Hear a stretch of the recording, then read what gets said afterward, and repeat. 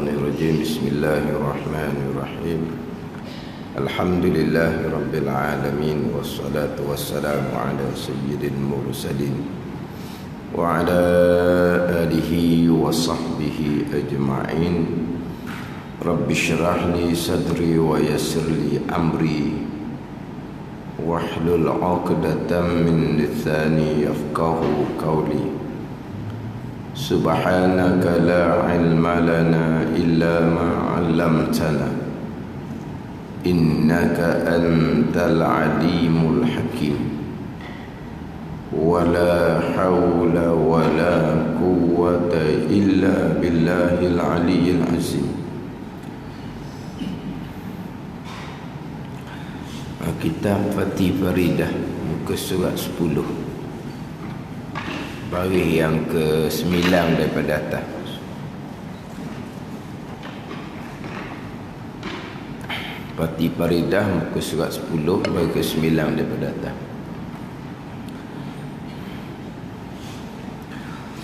Qala al-muallifu rahimahullahu ta'ala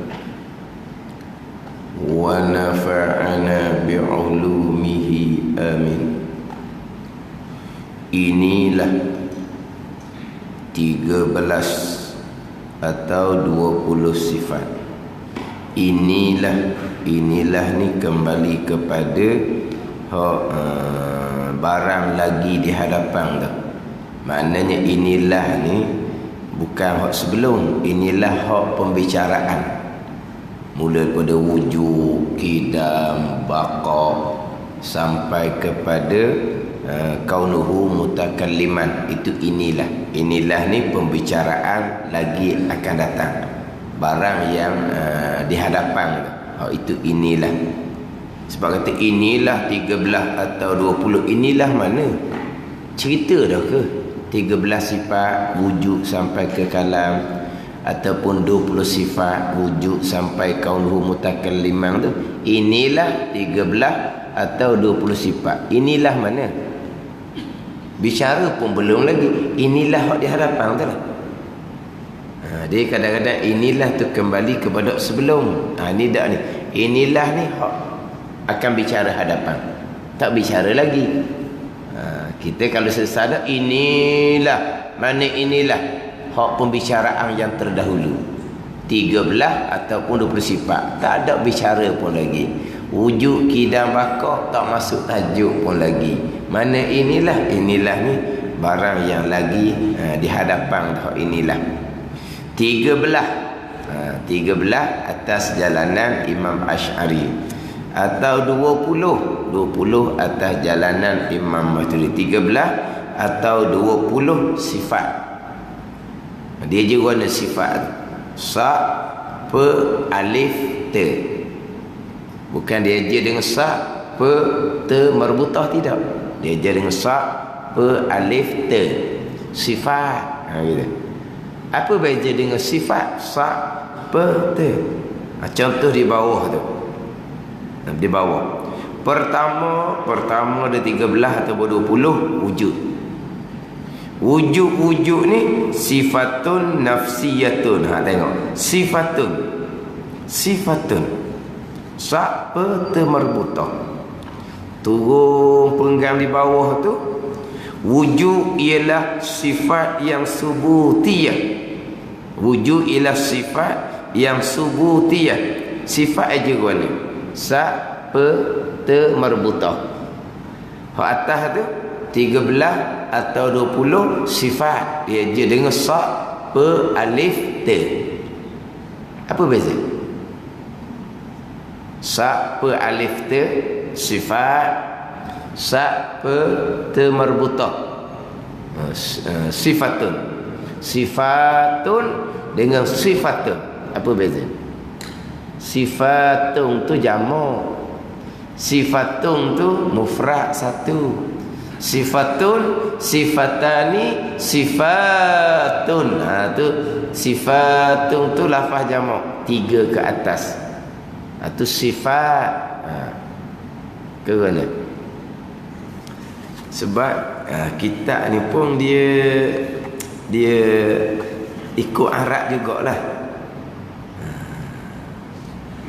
Ni nak tunjuk contoh je, Buka muka surat 32. Buka muka surat 32.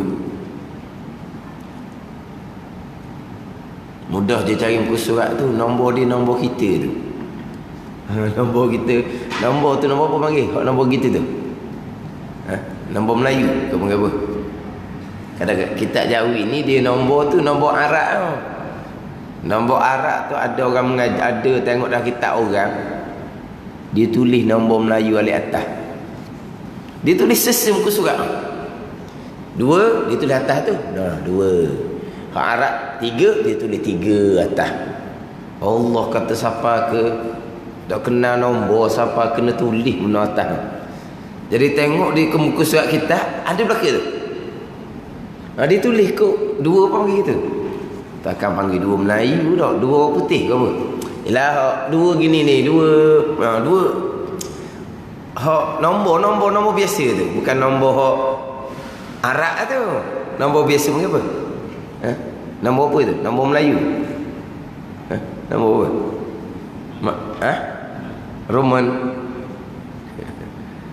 Jadi dia tulis atas apa ke, dia kata payah ada dia payah sikit tu dia. Yalah 2 dengan nang dia kata ditukar. 2 dengan nang. 2 kok ning, nang kok ning. 7 dengan 8 dia kata. 7 gini, 8 gini, susah. Susah. Lepas tu bulat jadi 5 bukan kosong. Kosong titik pula dah. Serupanya se je dia kata. 1 dengan 9. 2 je serupa. 1 sama je. 9 sama je dia kata.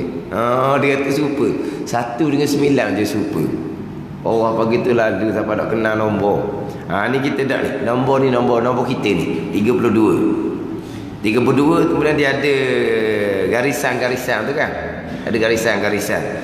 Atas tu dalil kalam yang akli. Kita nak bawah tu sifatun nafsiyatun, dia je dengan sak peta. Lepas tu bawah sikit dalam garisan tu sifatun salbiyatun. Apa yang dia ejaan lain. Lepas tu muka surat sebelah 33 sifatun ma'aniyun. Sebab apa? Hak nafsiyah sifatun nafsiyatun. Lepas tu salbiyah sifatun salbiyatun. Hak ma'ani sifatun ma'aniyun.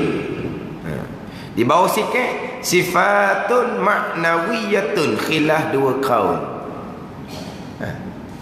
Sifatun nafsiyatun, sifatun salbiyatun, sifatun ma'aniyun, sifatun ma'nawiyatun. Sebab sifat nafsiyah hanya satu sahaja wujud. Dia bagi sifatun nafsiyatun lah. Adapun salbiyah ada 5. Qidam, baqa, mukhalafatuhu ta'ala lil hawadith, qiyamuhu ta'ala bi nafsi, wahdani. Ada 5 tu kan. Dia pun bagi dengan jamak sifatun salbiyatun. Dan ma'ani ada 7. Qudrah, iradah sampai ke kalam. Sifatun ma'aniyun. Ni ingat molek lah ni. Dalam kitab kita ni berulang ni, sama ada didatangkan dengan sifatun ataupun sifatun. Tapi kita ni kok Melayu ni, inilah 13 atau 20 tu bahasa Melayu, bukan bahasa Arab. Yang mari sifat tu apa? Dia tak lari juga walaupun bahasa Melayu, jadi dia tak lari dengan kaedah Arab juga. Walau kita sekarang ni bukan kita Arab ni, bukan bahasa Arab. Tadi sifatun nafsiyatun tu bahasa Arab lah. Sifatun salbiyatun tu bahasa Arab. Niat kita ni inilah 13 atau 20. 13 bahasa Melayu, 20 bahasa Melayu, didatang dengan sifat. Kita nak baca payah dah dia kena panjang tau. Kalau sak peta sifatun, sifat. Sak put alif tu sifat. Dia kena panjang sikit. Ada alif. Kita nak baca budak jadi kekok dah. Inilah 13 atau 20 sifat. Ni pula jadi gitu. Dah ada alif lepas apa tu kan? Sifat. Dia ada mak dah sikit. Ada panjang sikit. Lepas tu kan, kita baca pakai tak panjang-panjangnya. Takkan nak baca sifat. Orang dengar pun pelik. Sifat sudah lah. Yang duk sifat. Kau tengok eja tu guna. Siapa alif te. Sifat. Dia kena kita. Ke kena? Tak payah lah. Kita pakai sifat sudah. Cuma nak royaknya. Sebab apa dia je dengan sifat? Sebab 13 jamak. 20 jamak. Jadi datang ke sifat jamak lah. Bawah tu pertama wujud. Wujud sifatun nafsiyatun. Bapa datang ke sifatun lapang mufrad. Dah wujud sifat nafsiyah ada satu je kan. Wujud je. Bapa nak lapangkan lapang jamaknya. Kan? Dah lah. Kita hak kitab kita royak juga sikit-sikit. Banyak juga tu royak tu. Royak makna sebab apa tu eja gitu, tu eja gitu. Jadi inilah hak diharapan ni 13 atau 20 sifat. 13 atas jalanan Imam Asy'ari, 20 atas jalanan Imam Maturidi dan jalanan Imamul Haramain. Yang mana hak wajib kita mengetahui dan berpegang secara tafsil, secara detail, secara satu-satu, barulah dinamakan kita mengenal Allah Subhanahu wa taala. Ada dua jalanan. Satunya jalanan Imam Asy'ari 13. Satu laginya jalanan Imam Maturidi yang masyhur sama-sama di kita adalah 20. Jadi apabila kita mengetahui dan berpegang secara tafsil tiap-tiap satu sifat dengan detail, dinamakan kitanya mengenal Allah Subhanahu wa taala. Dinamakan kita mengenal Allah Subhanahu wa taala. Yang mengenal Allah adalah permulaan agama. Awaluddin ma'rifatullah. Awal agama mengenal Allah Subhanahu wa taala. Yang mana Nabi sallallahu alaihi wasallam bawa agama, permulaannya Nabi bawa kepada mengenal Tuhan. Masa itu tak ada lagi perintah-perintah semayang, puasa di Mekah tu lah, awal-awal tu. Puasa, zakat, haji semuanya diperintahkan ketika Nabi sudah berada di Madinah. Jadi di awal-awal tu Nabi bawa adalah untuk mengenal Allah Subhanahu wa taala dan beriman dengan perkara-perkara yang gaib. Nak mula-mula. Itu permulaan agama. Kita pun samalah. Ilmu yang pertama-tama yang wajib kita belajar adalah ilmu mengenal Allah Subhanahu wa taala. Jadi kita nak mengenal Allah, permulaan agama ni adalah mengetahui dan mengaku putus di hati akan segala hukum sifat Allah Subhanahu wa taala. Hak terdahulu. Comel kitab kita ni. Tajuk dalam kitab kita muka 6 dahulu, permulaan yang wajib pada syarak atas tiap-tiap mukallaf sama ada lelaki atau perempuan. Permulaannya adalah bahawa mengenal Allah Subhanahu wa taala. Apa makna mengenal Allah? Mengetahui dan mengaku putus di hati akan segala hukum sifat Allah Subhanahu wa taala.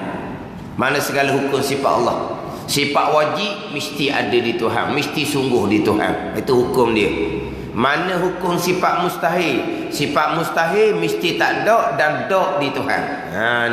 Ni hak kita mengenal Allah Subhanahu wa taala, kita mengetahui serta mengaku putus di hati akan segala sifat Allah. Sifat wajib pun kita mengetahui juga, mengetahui hukum dia. Sifat mustahil pun kita mengetahui hukum dia. Apa hukum sifat wajib? Mesti sungguh dan ada di Tuhan. Apa hukum sifat mustahil? Mesti dok dan tak dok di Tuhan. Ni nak panggil kenal Tuhan. Kita bukan duk bilang sifat aja, wujud, qidam, baqa. Terbilang sifat yang kita naknya, kita mengaku putus di hati, sifat-sifat tu semua 13 ke 20 ke sungguh dan ada di Tuhan. Hati kita nak, tu hukum dia. Kalau setakat bilang sifat wujud, sifat qidam, kita berpegang tak? Wujud tu Tuhan ni sungguh wujud, Tuhan ni sungguh hidang, Tuhan ni sungguh bakal pegang ke dak? Dak tak panggil makrifat tu. Itu belajar sifat je. Kita dak. Kita nak mengaku putus di hati akan hukum sifat tu. Sifat wujud sungguh di Tuhan. Sifat kidam sungguh di Tuhan. Sifat bakar sungguh di Tuhan. Tak ada Tuhan, dok sama sekali. Baharu Tuhan, dok sama sekali. Binasa Tuhan, dok sama sekali. Tu hukum sifat mustahil. Tu dipanggil makrifatullah tu. Ya nak.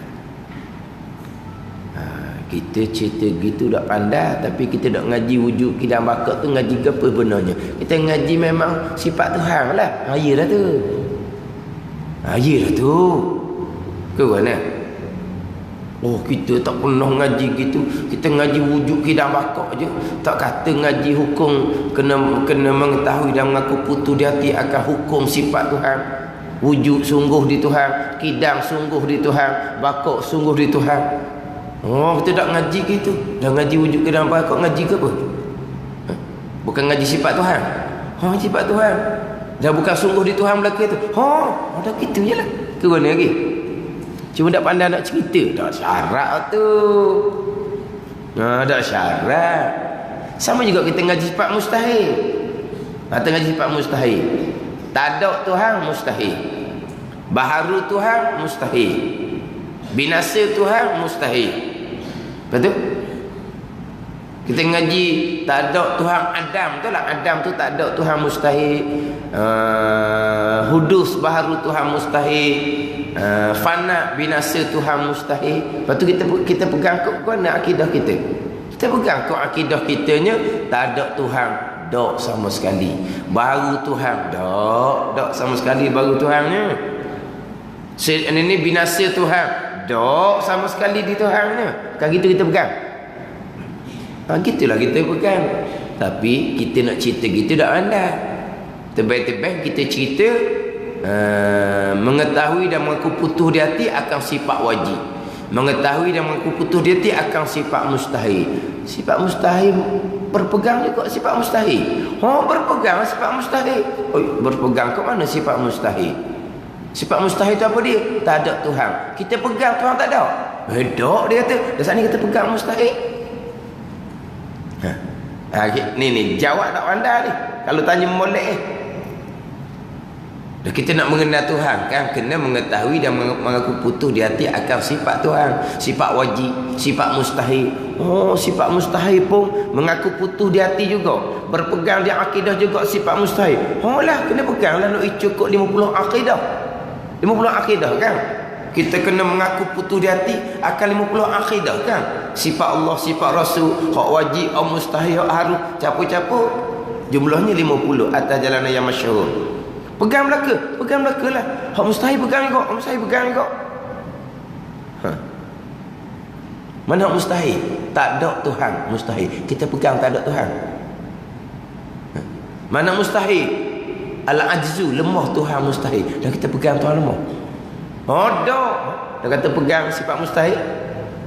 Pegang hukum dia, istihalah tu. Tak ada Tuhan, dok sama sekali. Lemah Tuhan, tidak sama sekali. Tu yang kita pegang. Tapi pandai royak? Tak pandai royak, tak apa. Ni ada orang ajar, orang tu kan dengar tu terakak punggung kejut. Siapa mengaji dan pegang sifat wajib serta sifat mustahil, pegang sifat mustahil retek, kafir dia ajar. Pegang sifat wajib, okeylah. Pegang sifat mustahil retek, sekali dengan mustahil pegang juga. Dah 50 tu, capung mustahil kan, kafir dia bubuk. Terkakak punggung tu kan dengarnya. Dah kita nak ngaji gitu kan. Pegang 20 yang wajib bagi Allah, pegang 20 yang mustahil bagi Allah. Pegang 20 sifat mustahil bagi Allah, kafir. Pegang mana kafir ni? Mana mustahil 20? Tak ada Tuhan. Pegang Tuhan tak ada, memang kafir. Mana sifat mustahil 20? Baharu Tuhan. Pegang Tuhan baharu macam kita juga, memang kafir. Mana sifat mustahil 20? Binasa Tuhan macam kita juga. Tuhan binasa kita pegang, memang kafir. Dah ada pegang gitu. Ada orang gitu? Tak ada pegang gitu. Dah kata pegang mustahil. Pegang hukum dia. Tak ada Tuhan dok sama sekali. Baharu Tuhan dok sama sekali. Hak tu kita pegang. Binasa Tuhan dok sama sekali. Kita pegang hukum sifat tu istihalatul mustahil tu. Tapi cakap dok pandai. Pegang hak wajib, pegang hak mustahil. Oh, kalau pegang butir mustahil memanglah kafir. Tapi ada orang pegang mustahil gitu. Pegang sifat mustahil di Tuhan. Kan sifat mustahil kan akal tak terima nak kata sungguh dan ada di Tuhan. Akal tak terima nak kata sungguh ada di Tuhan. Kan mustahil. Mana pun sepak keluar. Kita pegang pun sepak keluar lah. Mana makna sepak keluar? Tak ada Tuhan, dok sama sekali. Itu sepak. Baru Tuhan, dok sekali. Itu sepak keluar. Sebab akal tak terima sifat mustahil ada di Tuhan.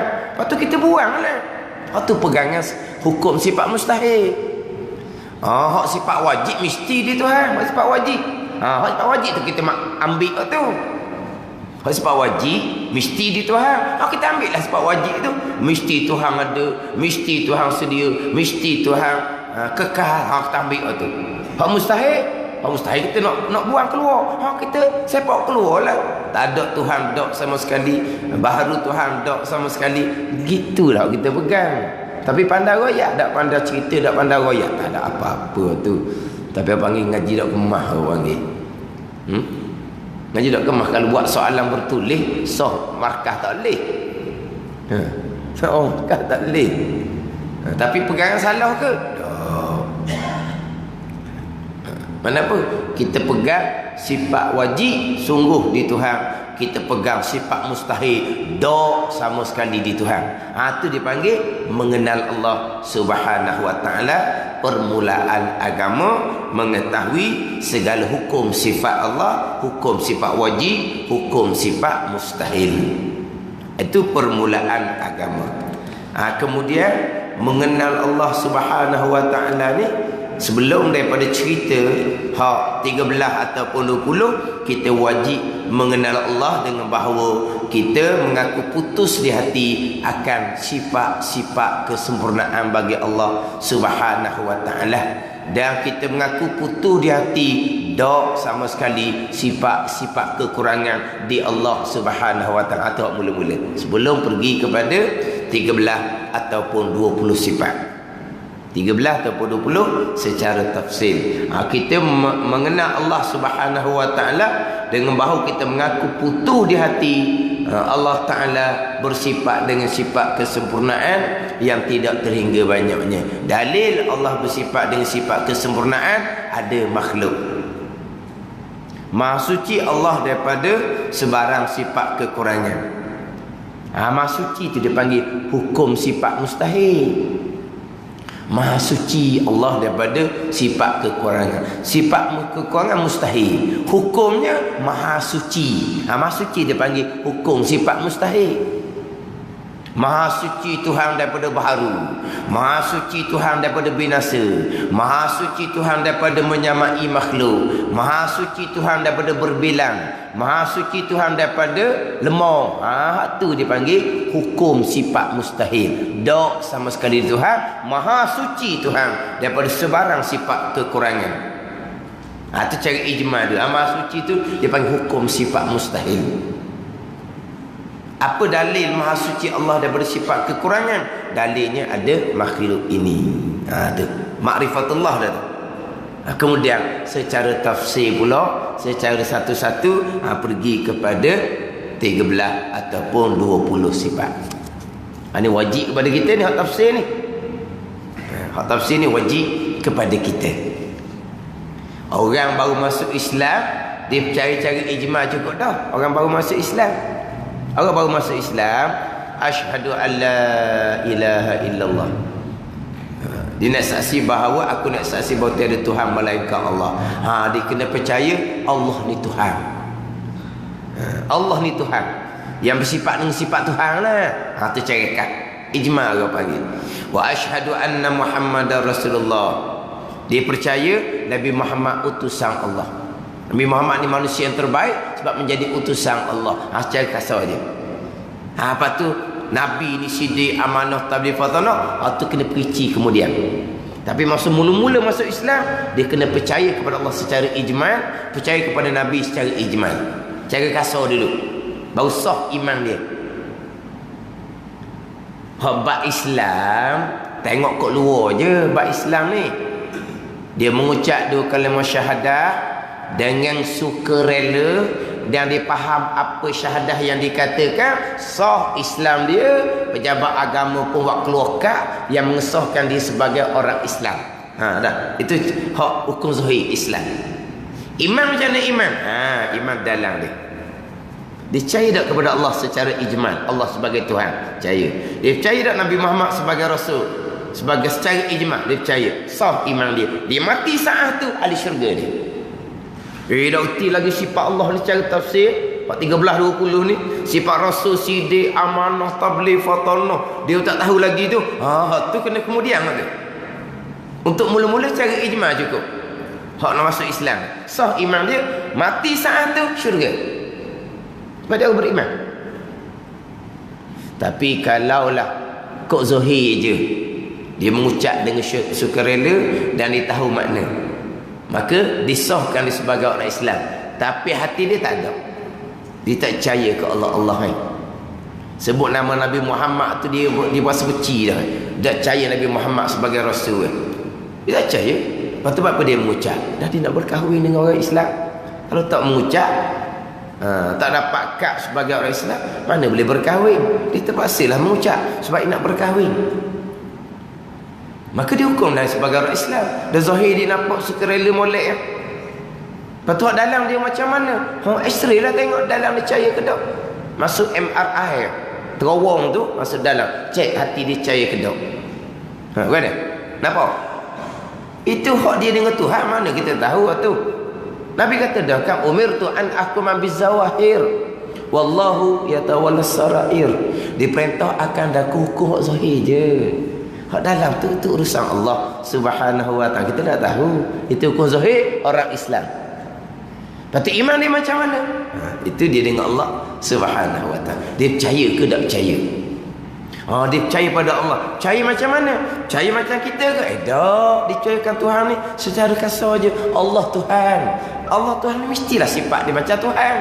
Takkan nak sifat macam makhluk. Nabi Muhammad utusan Tuhan. Maka Nabi Muhammad ni mestilah manusia yang terbaik, jadi utusan Allah. Mana? Sah iman dia. Apa tu? Mula-mula. Kemudian dia kena ngaji cara detail lah pula sifat Allah, sifat Rasul. Aku wajipan pada dia. Tapi pada masa dia mengucap dengan syahadah, dia percaya akan Allah dan Rasul secara ijma, cara kasar. Tapi ada cara halus ni, pegangan dia salah. Syarat tak ambil salah. Sebab apa? Dia salah pegangan dalam keadaan dia jahil. Jahil mana? Jahil yang dimaafkan. Sebab apa dimaafkan? Dia baru masuk Islam. Tu jahil yang dimaafkan. Adapun jahil dalam keadaan Islam lama dah, bukan Islam daripada mula lahir baka lagi, keturunan orang Islam, belajar akidahnya dah, waktu salah akidah tak dimaafkan sama sekali atas alasan jahil. Sebab jahil tak belajar, jahil yang tidak dimaafkan. Ni dia baru masuk Islam. Dia jahil pelik apa, dia tak belajar lagi, dia baru masuk Islam. Jahil tu dimaafkan. Salah sikit pegangan dia, tak apa, dimaafkan. Tapi kemudian dia belajar lah. Bila ceritanya sah iman dia boleh percaya kepada Allah dan Rasul secara ijmal. Orang dia nak amal ibadat, nak bertarikat, nak berzikir, ngaji akidah. Ngaji akidah boleh, akidah tak mengaji.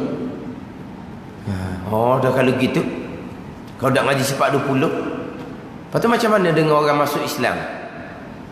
Masuk Islam mati, tak nak ngaji sifat 20. Nak tanam mana? Dia tanya nak tanam mana? Nak tanam mana tu Islam ke tak Islam? Sebab tanam ke bumi jenazah ni hukum zahir. Kita nak ke bumi di perkuburan orang Islam, zahir dak orang Islam. Hak tu bab Islam. Mana jahilnya orang ni bab Islam dengan bab iman. Dia orang ni nak ceritanya orang lepas mengucap mati tak ada ngaji 40. Dia nak pertahannya, dia nak bertarekah sifat 20 pun tak ngaji. Tak ada kena-kena. Dia nak beramal, akidah tak mau ngaji. Nak berzikir, akidah tak mau ngaji. Pakai gomo berzikir lalu dah. Tak ngaji apa-apa pun bab akidah. Cara halusi tak ada. Tu dia kata tu. Orang hak kafir masuk Islam, tak ada mengaji sebab 20, lepas tu mati nak tanam mana?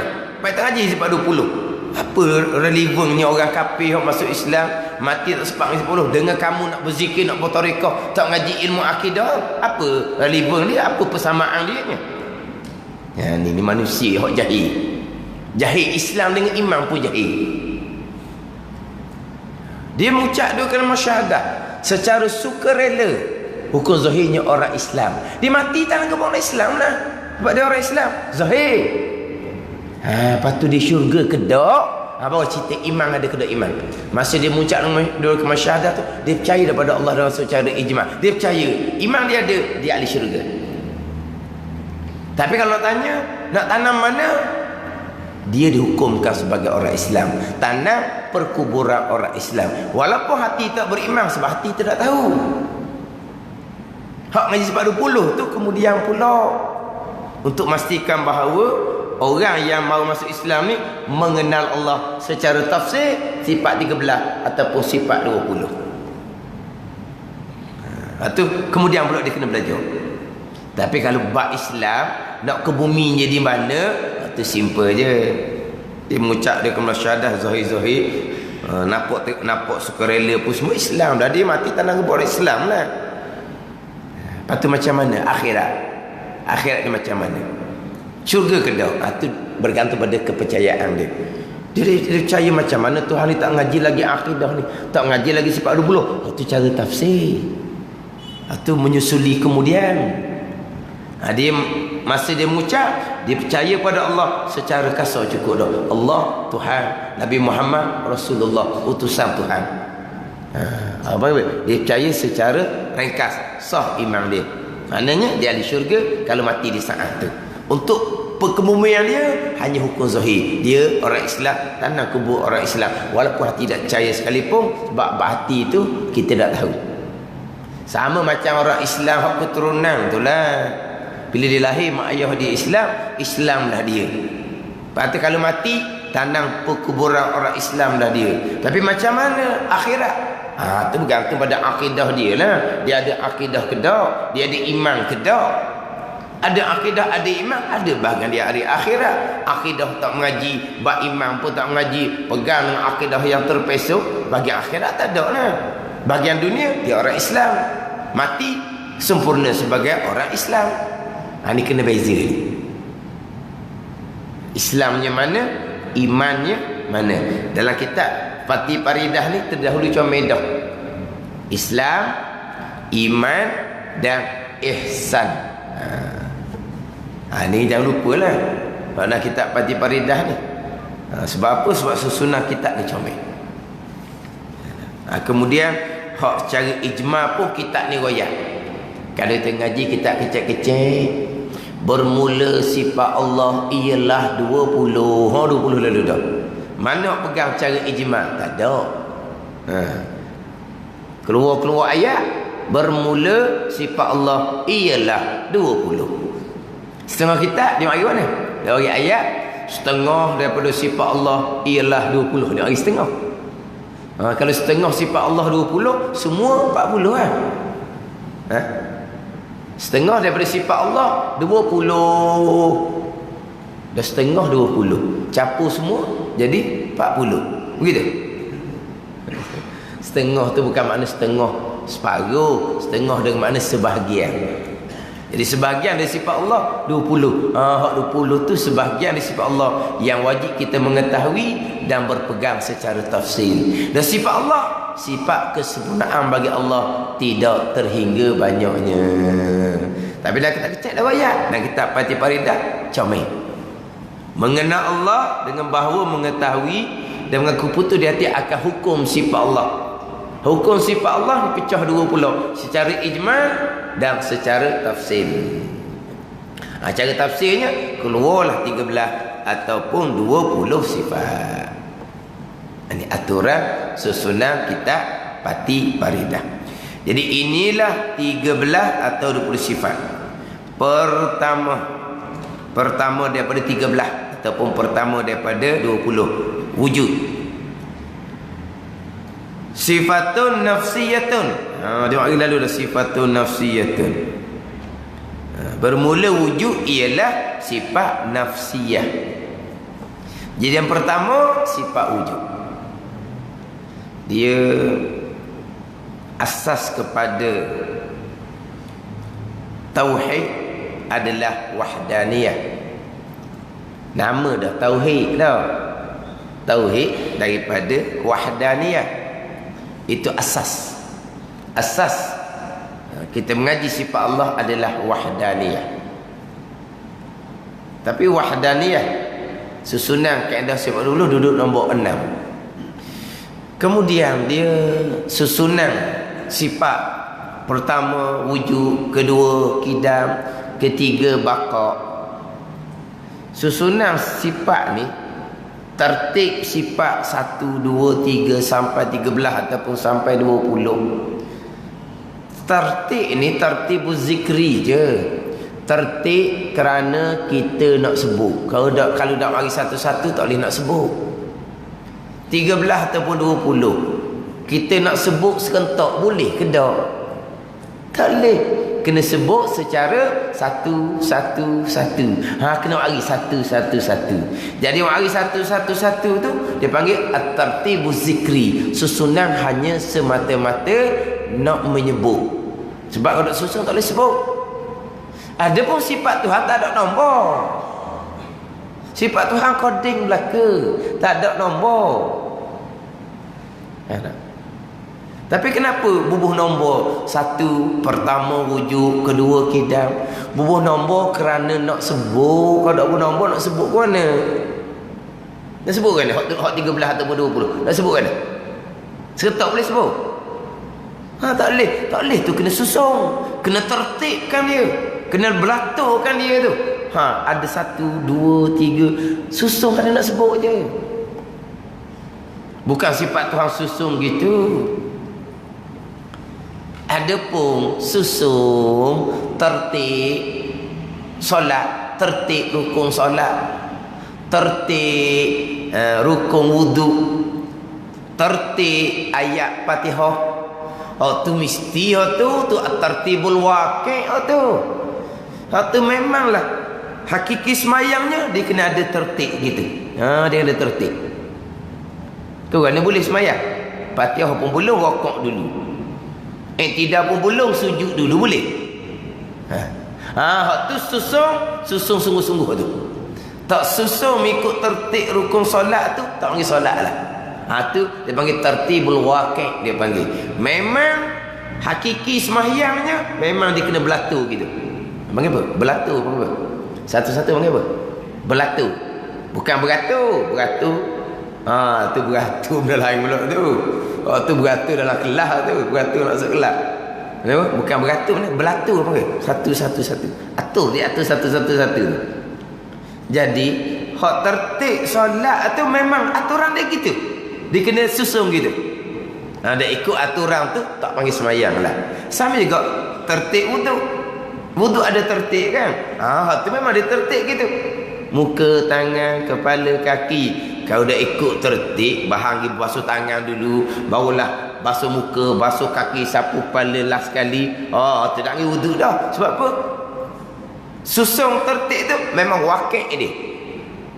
Hakiki wuduk dia kena susung gitu. Sama juga kita kata baca Fatihah, syaratnya kena tertib. Tertib ayat pertama, ayat kedua, ayat ketiga. Tu tertibul waqi'. Itu hakikat Fatihah. Dia kena susun. Kita baca ayat kemudian, barulah baca ayat tengah, kemudian baca ayat pertama Fatihah. Itu bukan Fatihah. Itu bukan Fatihah. Jadi tertib itu tertib sungguh-sungguh. Itu tertibul waqi' dia panggil. Nak semayang hakikinya kena ada susunan. Wuduk hakikinya kena ada susunan. Fatihah yang hakikinya kena ada susunan. Lepas tu sifat tu hakikinya kena ada nombor sifat kita. Tak. Sifat tu koding belakang. Tak ada nombor. Tak ada belatur bersusung itu tak ada. Tapi kenapa nombor 1, 2, 3? Lepas tu kalau nak susung, nak sebut mana? Susung hanya kerana kita nak sebut sahaja. Dia panggil tertibul zikri. Nombor tu. Tetapi walaupun susung tu kita kata tak ada arah. Sebab kalau duk susung tak boleh nak sebut. Mana kita kata susung tak ada arah lah kita kata. Tapi susung tak ada arah pun ulama kena susung. Ulama susung ni ada hikmah dia juga. Bukan susung kosong-kosong, bukan. Ulama susung ni ulama muktabar. Ulama muktabar yang menyusun kaedah sifat 20 ni, yang di Timur Pakar 1000 tahun lebih dah oleh ulama-ulama muktabar yang lain pula. Mana susunan ni susunan ada hikmah dia. Walaupun sebagai saya sebut tadi, asas pada pembicaraan sifat Allah adalah tauhid wahdaniyah. Memang itu asas dia. Tapi kenapa tidak dimulakan dengan wahdaniyah? Dimulakan dengan wujud. Dimulakan dengan wujud. Kenapa wahdaniyah bertengah? Wahdaniyah bertengah. Di penghujung sifat salbiyah sebelum masuk sifat ma'ani. Ada hikmah dia pula situ. Jadi hari ni kita nak nampak sifat 20 waktu duduk ngaji. Kenapa wahdaniyah bertengah gitu? Walaha asas kepada sifat Allah adalah tauhid wahdaniyah. Itulah dia pengertian syahadah. Asyhadu an la ilaha illallah. Aku nak saksi bahawa tiada Tuhan melainkan Allah. Nafi tiada, isbat illallah melainkan Allah. Apa tujuan didatangkan nafi dan isbat? Tujuannya adalah hasar dengan makna Allah jua Tuhan. Jadi syahadah tu bawa makna Allah jua Tuhan. Itu dia wahdaniyah. Itu asas dia. Ini asas kita ni, tauhid, mengesakan Allah. Itu asas. Asas syahadah pun adalah tauhid, mengesakan Allah Subhanahu wa taala. Nabi sendiri pun sebut tauhid. Innallaha la yakhruj syai'an afdala minat tauhid wassalah. Nabi kata, sesungguhnya Allah Ta'ala tidak memfardukan sesuatu yang lebih afdal daripada tauhid dan sembahyang. Tak ada orang paling afdal. Orang paling afdal tauhid dan sembahyang. Itu paling afdal sekali. Nabi sebut tauhid, mengesakan Allah Subhanahu wa taala. Itu paling afdal sekali. Kalau ada lagi lebih afdal dari tauhid dan salat, nescaya akan difardukan kepada malaikat. Ada malaikat difardukan puasa, zakat, haji, tak ada. Tapi malaikat mentauhidkan Allah. Syahidallahu annahu la ilaha illa huwa wal malaikatu wa ulul ilmi qa'iman bil qist. Wal malaikatu, dan malaikat pun naik saksi bahawa tiada Tuhan melainkan Allah yang mentadbir alam dengan keadilan. Tengok, malaikat pun mentauhidkan Allah Subhanahu wa taala. Dan malaikat pun semayang. Ada malaikat qiyam, ada malaikat rukuk, ada malaikat sujud. Manakala ada lebih besar daripada tauhid dan salat, nescaya akan difardukan ke atas malaikat. Mana apa? Yang paling besar adalah tauhid dan salat. Nabi sebut tauhid, mengesakan Allah Subhanahu wa taala. Itu asas daripada kata asyhadu an la ilaha illallah. Dia asas bicara sifat Tuhan, tauhid. Tauhid, mengesakan Allah. Tapi kenapa kaedah sifat 20 dimulai dengan wujud? Sebab nak cerita bab Tuhan ni cerita bab ada kok dulu. Apa-apa hal pun cerita ada dulu. Baru nak pergi pada Tuhan ni esa satu, cerita ada dulu. Sebenarnya tanpa keesaan tidak akan timbul sifat wujud yang hakiki. Tanpa keesaan tidak akan timbul sifat wujud yang hakiki. Kalau dua Tuhan, kedua-duanya bukan Tuhan. Tidak ada wujud Tuhan kalau dua. Kalau kata dua-dua bukan Tuhan. Mana pun tak ada pun kewujudan Tuhan kalau ada dua. Sebab apa? Kalau dua macam-macam kan? Gomo ke pakak ke? Gomo pakak siap. Sama-sama lemah lagi. Lemah tak ada Tuhan, tak wujud Tuhan hak lemah gitu. Nak panggil wujud Tuhan mesti wahdaniyah, mesti esa baru panggil wujud. Kalau ada dua je, tak ada. Kedua-dua tu bukan Tuhan lah kedua-dua. Jadi walaupun gitu, dimula dengan wujud ada. Bila ada Tuhan hak la ilaha illallah ni, ada Tuhan yang satu yang esa, mesti ada Tuhan tidak ada permulaan. Sebab kalau Tuhan ada hak satu ni, ada permulaan, nak ada mana Tuhan yang satu? Sebab asal dia tak ada. Yang lain mengada, yang lain mengada mana tak ada. Tuhan malaikat Allah juga. Kalau ada dua, boleh kita cakap mula-mula lah. Siapa buat Tuhan yang satu lagi tu? Hak mana dulu, hak mana kemudian. Tapi yang akhirnya kedua-dua pun bukan Tuhan. Tapi kalau Tuhan tu satu, pastilah Tuhan yang satu ni ada, tidak ada permulaan. Keluar kidam. Ini susunan. Mai di mana tu? Wahdaniyah tu lah.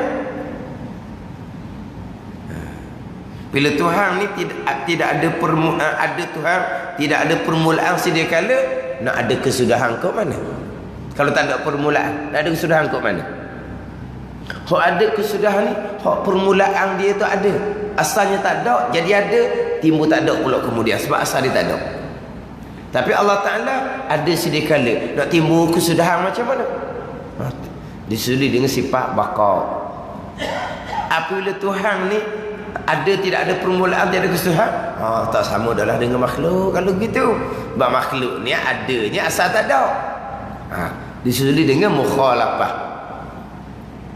Bila Tuhan ni bersalam dengan makhluk, pastilah Tuhan ni ada secara dia yang tidak berkehendak kepada zat. Itu qiyamuhu.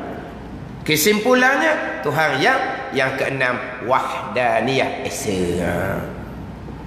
Hak wujud, qidam, baqa, mukhalafah, qiyamuhu bi nafsihi ni adalah wahdaniyah, Tuhan yang satu.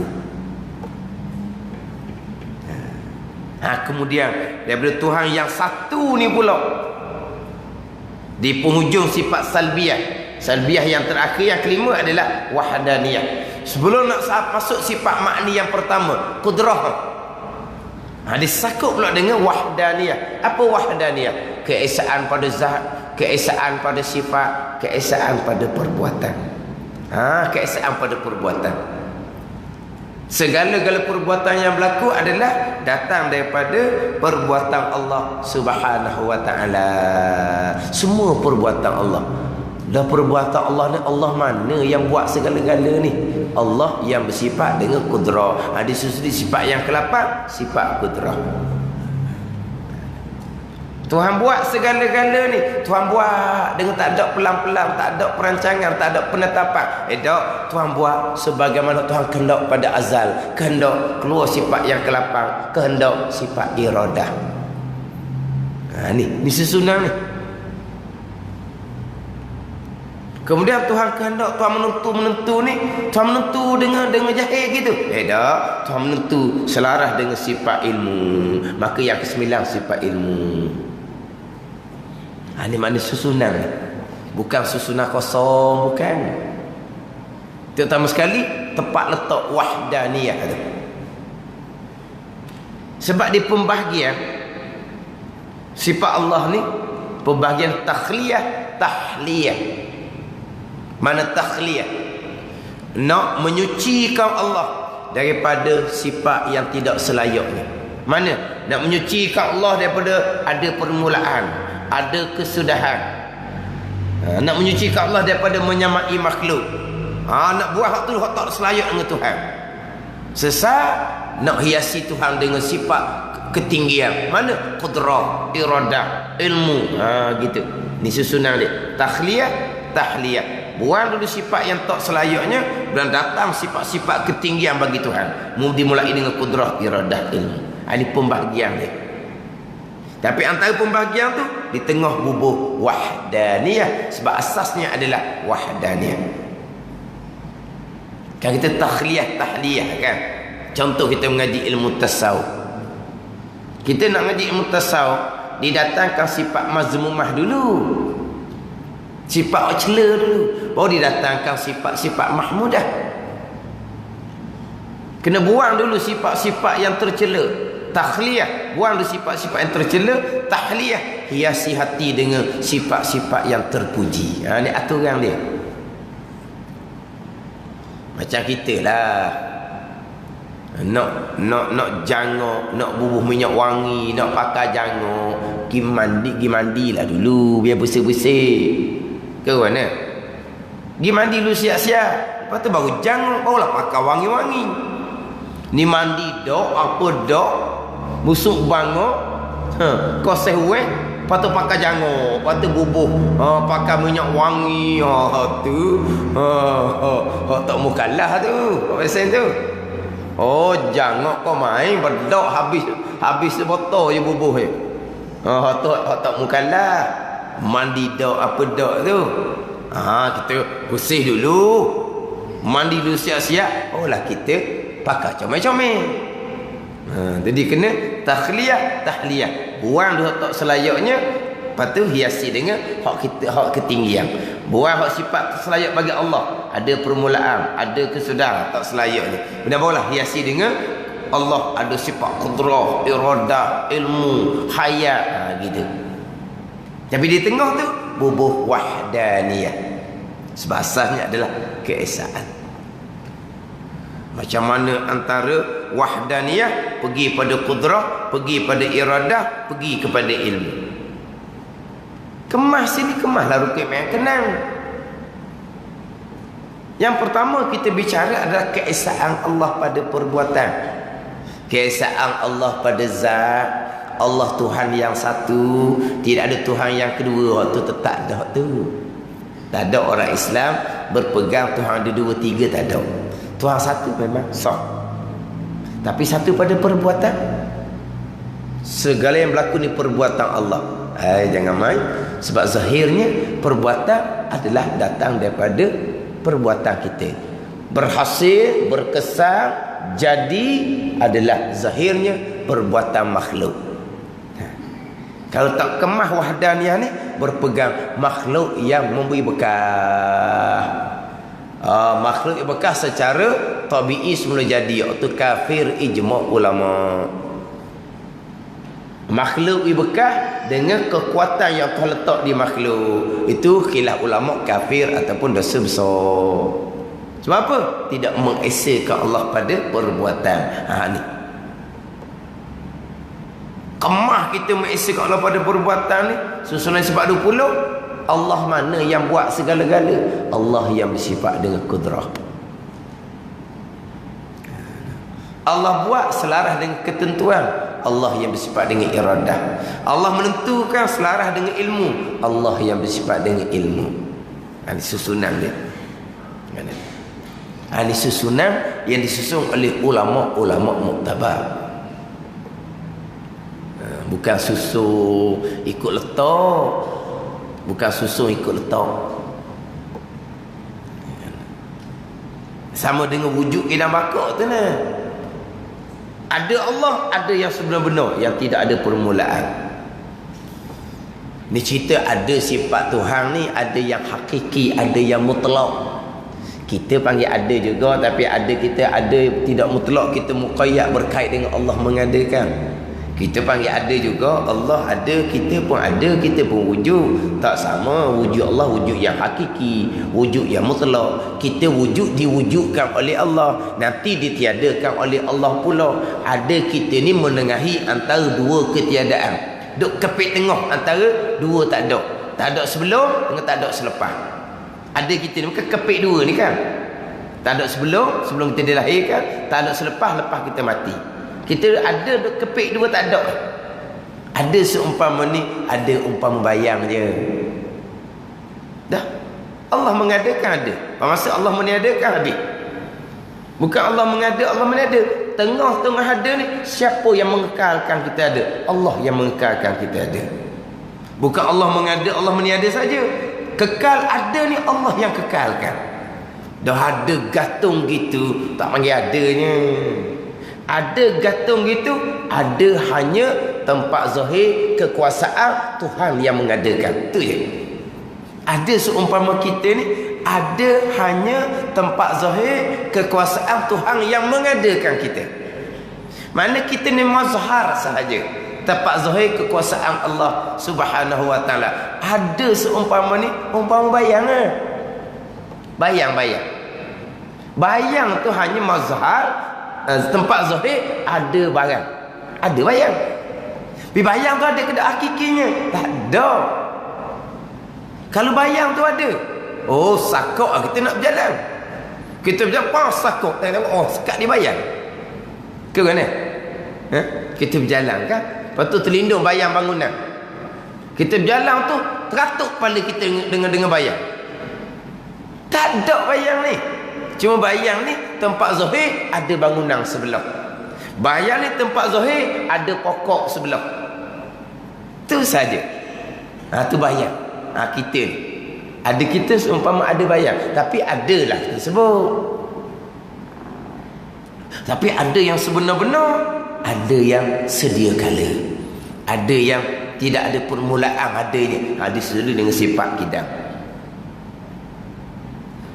Apabila lucu sifat kidam, lucu sifat wujud.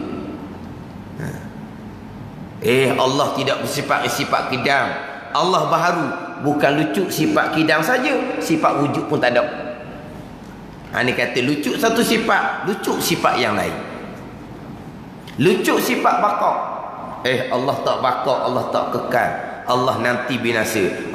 Kalau Allah nanti binasa macam kita, ada Allah ada permulaan lah. Lucu sifat baqa, sifat kidam pun lucu, sifat wujud pun lucu.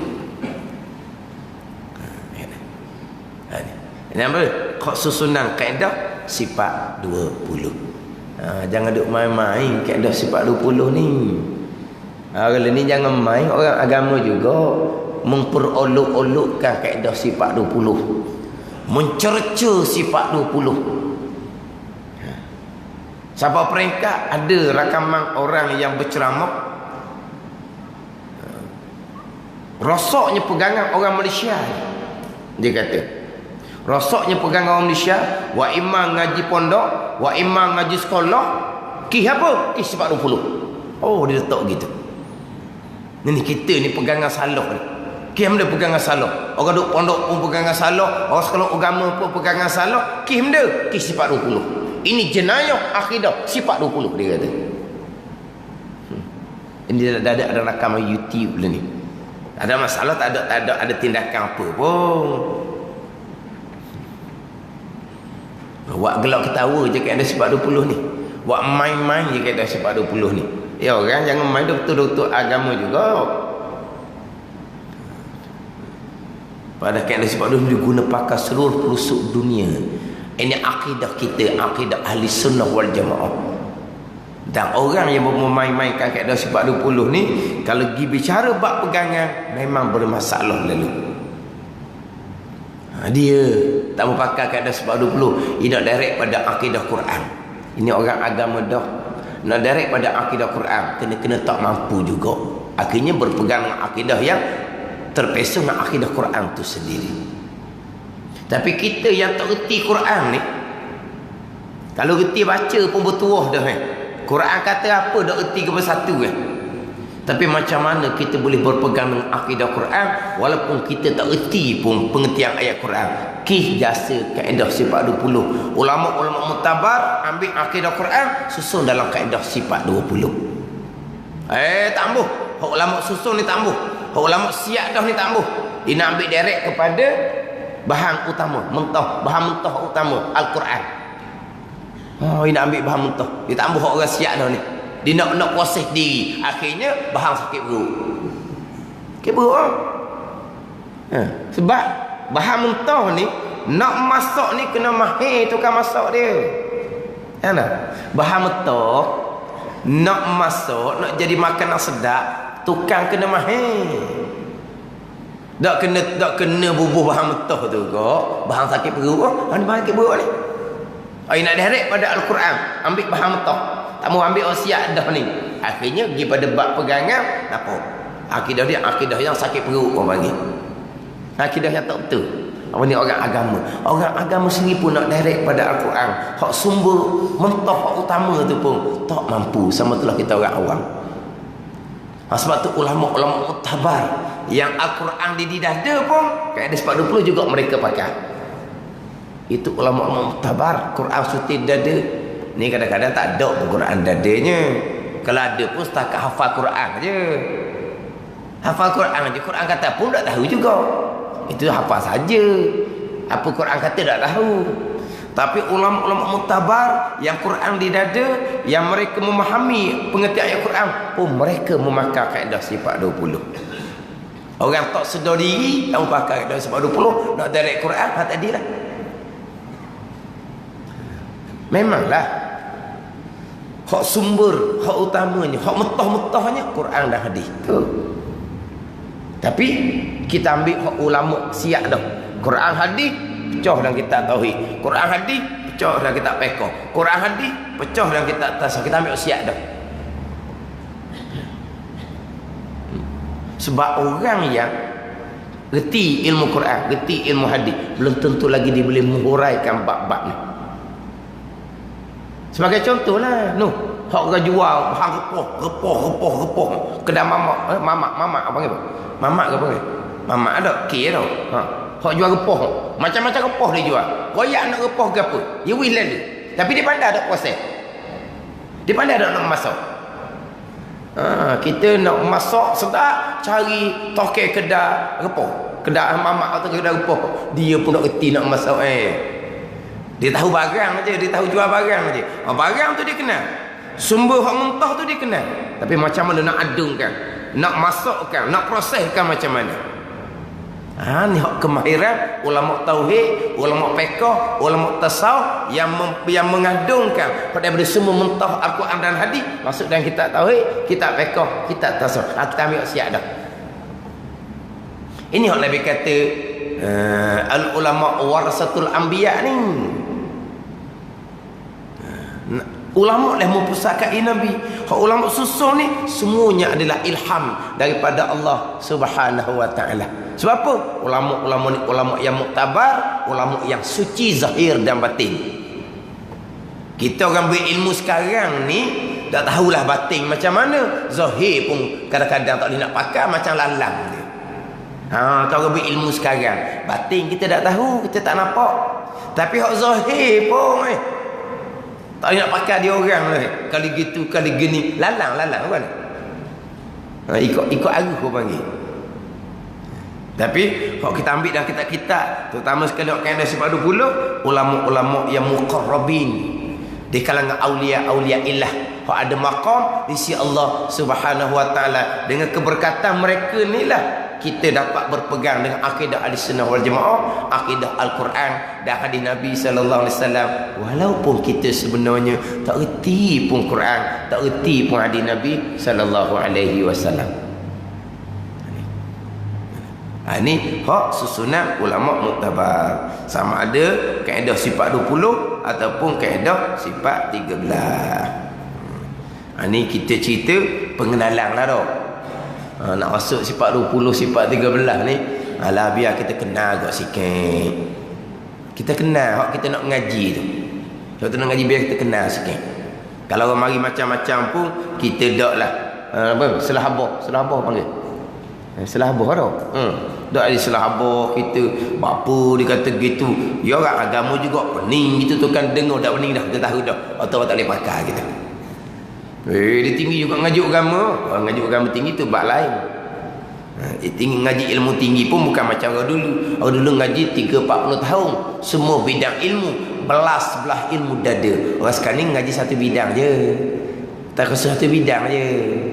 Satu bidang tu pun tebuk-tebuk nak periksa je, nak boleh CJ. Gitu je learningnya. Tapi lebih dia, sebab dia ada CJ. Ulama-ulama muktabar tu dahulu skipping CJ pun tak ada. Tu lebih dia tu. Lepas tu jadi gong Sebab apa? Dia orang ada CJ. Belala CJ dia. Ulama-ulama muktabar tu dahulu, Imam Syafi'i tak ada CJ. Imam Asy'ari sifat 13 Imam Maturidi sifat 20 ada CJ ke apa?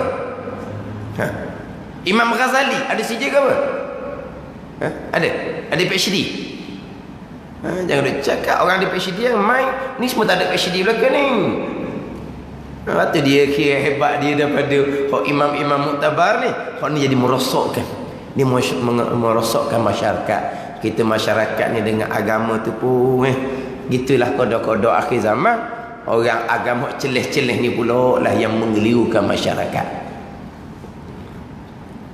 Kita ngaji molek hak kaedah-kaedah dalam kitab tauhid, fiqh, tasawuf, biar lepas hak yang kita, biar kita kenal agama kita, Islam, iman dan ihsan. Jadi minggu ni kita baca sebarislah. Inilah 13 atau 20 sifat. Pertama wujud sifatun nafsiyatu. Kita baca minggu depan hak pertama wujud. Pindah dah tu sebaris baca. Hak atas hak garisan tu. Baca sebaris. Kalau nak ubah tarikh boleh dah. Dak tindih tarikh dah tu, dak tindih dah. Turun sebaris.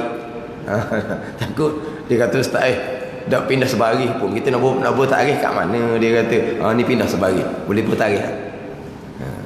Yelah. Kita main kot kapung ni main guna sangat. Main gitulah. Cakap gitu dah. Cakap macam tazkirah je. Itulah pasal main orang kapung. Kalau ngaji pondok tak layang dah gitu distrui kita. Tu ngaji pondok. Kita kot kapung ni main duduk tazkirah gitulah. Pengenalan ilmu.